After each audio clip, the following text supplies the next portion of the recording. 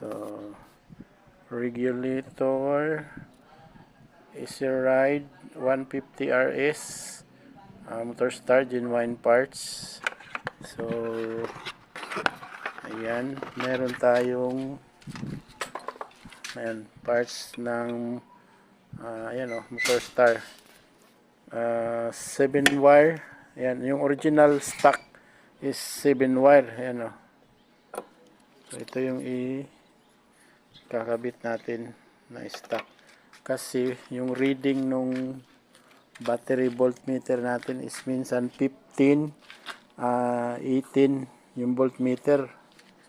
Tingnan natin. Ayan